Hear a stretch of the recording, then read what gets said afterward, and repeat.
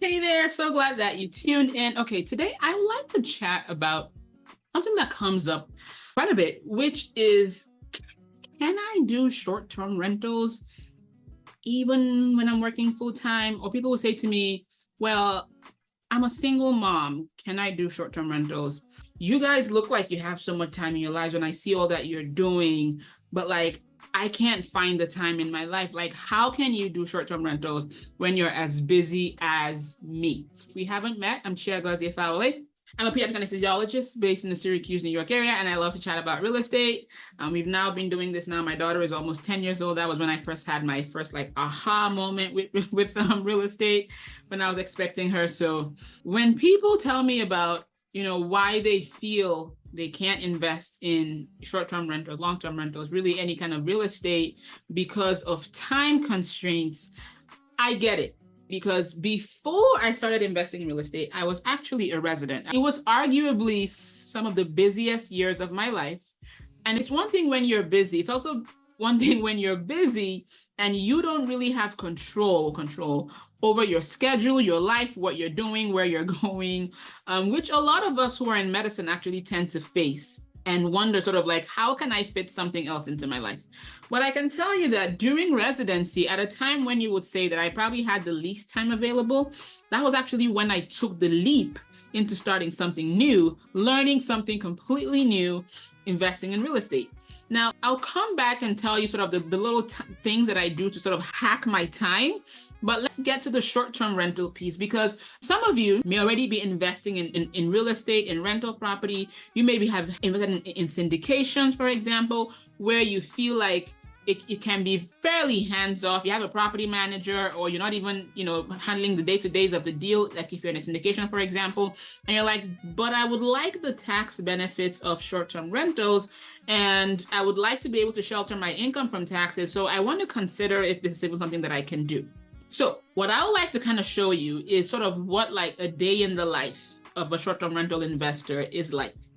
Now, today I'm recording this in the middle of July, which is sort of like what you consider peak season in my area. Let's actually click on Airbnb. And right now we have 6 properties actively listed on Airbnb and one extra one as a dual listing. So technically 7 listings if you wanted to really count that one, but it's 6 properties. And so far from Airbnb today, I have only gotten 2 notifications, okay? So I have 2 messages here. You can see them right here. This one here, you can't read it of course, but I'm just trying to show it to you. This one here says, Domenica is checking in today. So Airbnb is basically reminding me that I have a guest coming. Now, before they started doing that, I wouldn't even have gotten that before. Like, why are you telling me? Like, I don't need to know. I've got it all automated. She gets all her notifications and everything. So I don't even need to know that she's coming because we have it all set up as automations. Now, the second message that I got today was from an actual guest, a guest who's checking in about 4 days. And so he was asking for the detailed instructions. So he's checking in 4 days, but we have an automation that sends him the messages 3 days prior. So if he didn't ask for it, like he would have gotten it anyway tomorrow, because that's how we set it up. I will say maybe out of 50 guests, maybe 2 of them may ask for this before the day. But for most people, 3 days prior is usually enough time. Like, they don't even have to ask because we have it all set up. And for people like this who kind of want it beforehand, we go into our system and we simply click that the scheduled message should be sent. So now I'll actually open up the Airbnb app and see, because it looks like my husband has already responded to that message. So let's see what he sent. And that's exactly what he did. It looks like he literally went into the system, just like I said, and he simply clicked the button to send out the pre-scheduled message, okay? So our pre-scheduled messages have everything in it. The check-in date, the checkout date, the location, the parking, where the keys can be found, all the instructions for the keys and all of that, and then answered his simple question. So it's like 2 p.m., okay? And we've only gotten those 2 messages.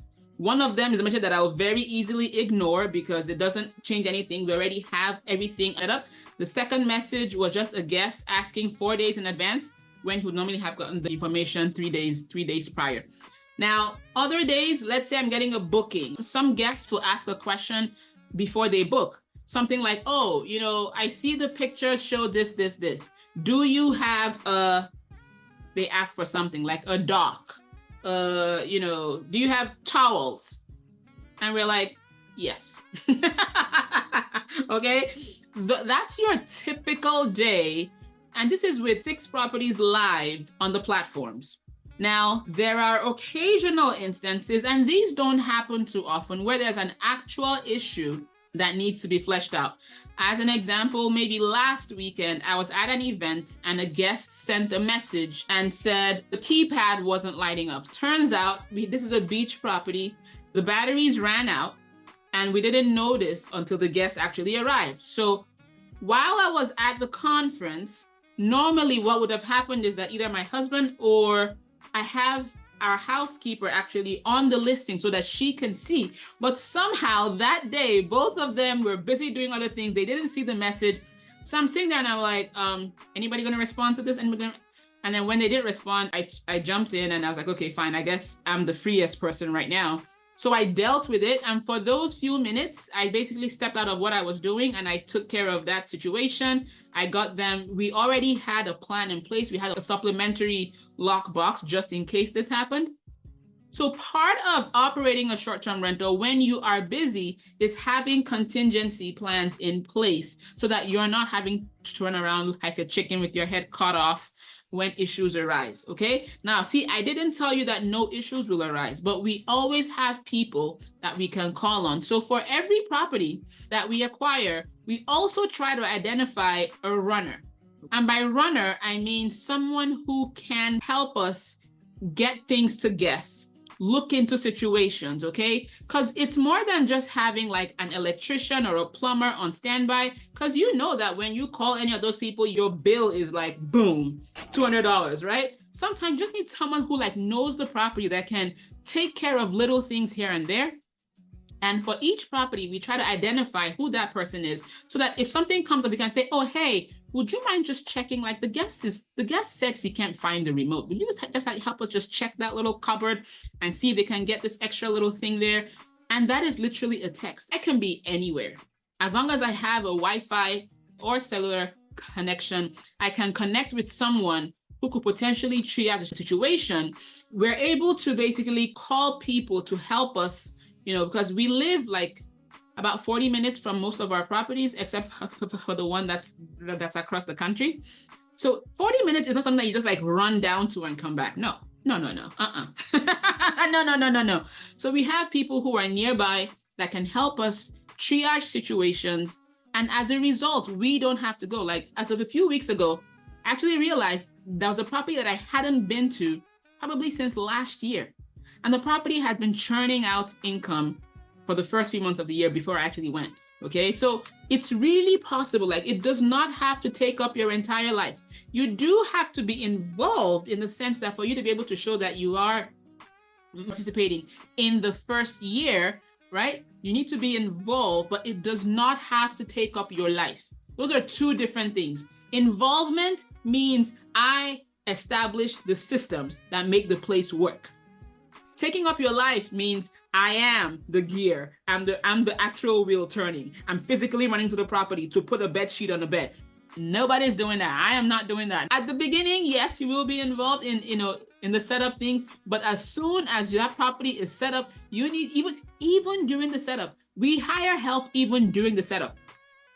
Because remember, it's 100 hours and more than anybody else. So that means that I can have other people. I just need to make sure that my own time is more than theirs. Okay. So if you are wondering, like, can I do this? I would almost say, now there's nothing absolute, right? You have to consider your own life. But even with kids, we bring the kids along. The kids know, they know the properties by name. They even give them names. Heck, there's a property right now that we call by the name the kids gave the property, right? Because they're involved. Even the baby, the 3-year-old, now when we, get to the house, I hand her something like, carry this inside. I'm not going to give her something heavy, something that she can carry. Let her be a part of the process so that when, they understand that like when money is made, you've got to do something. I'm not saying you got to burn yourself out, but they know that like we're doing this so that we can make money, we can build income, we can build, build. They're seeing the process. When we get a booking, oh my goodness, we just got this booking. They know the work that went in to get the property ready so that we can get the booking that made the money. Now, they're seeing the money come in while I'm sitting there with them. So that's better money than me having to be at work being on call. So they can see the difference, right? But they also know that there's involvement, there is work, there are things that need to be done as we build this, and they get to value it a lot more. My daughter will ask something like, oh, is Doris booked? Can we go there on so and so day? Because they know that we rent it out. Okay, they know that we can't just like, just pick a day and just go there, because it does get rented out. Okay, so I'm basically saying all of this to say there are ways to not let your short-term rental goals take up your entire life. Right now, I'm working full-time as an anesthesiologist. Okay, if you are busy, there are ways to build the systems in such a way that it does not take up your entire life. Once the property is set up, it doesn't have to be a thought. I just told you an entire day, 2 messages from Airbnb. One that is like, okay, got it, right? And the second, an actual question, just click a button. Okay, now there's the other elephant in the room where some people ask me, like, Chia, you're talking about you and your husband, right? So what if, I'm a single mom, I'm a single dad, I'm busy, I'm running kids around, I'm doing all these things. We have had people in our community who are, single parents also make this work. Now, the key is making sure you have the runner, virtual assistant, someone that can basically be a buffer between you and the guest situation. That is the key piece, okay? Automations first, but also having somebody in the middle. Now, how do you find this person? One property, it's our neighbor. One property, it's a lady that was cleaning for the prior owner. One property, it's the housekeeper. So there are different ways. Previously, I found one for Facebook group. I was like, hey, listen, we have a couple of Airbnb, units or whatever that would like to get help on. If you're available, please reach out. And I interviewed a couple of people and I paid them a little amount. Okay, so very doable systems. Now, if you would need help getting started with any or all of this, we have a community, a mastermind, a coaching program where you can get to work with us as you secure that first property. So I'll leave the link down below. Just click on the link, put in your application. Why do we have an application? Because we love our community. Like, we want to make sure that those who come in are ready to like get work done are not people who, think it's just like an easy button that just push and money falls from heaven. No, people who like actually want to like do the work and get stuff done. We want to maintain the collegial atmosphere of the community. You don't have to be a physician to be in there. I know I talk a lot about doctors because I'm a physician, but you don't have to actually like be a doctor. But it's a very strong community of solid, hardworking professionals who are trying to build wealth and create generational wealth with short-term rentals. If that's you, we would love to have you apply down below. And I will see you on the next episode. Take care.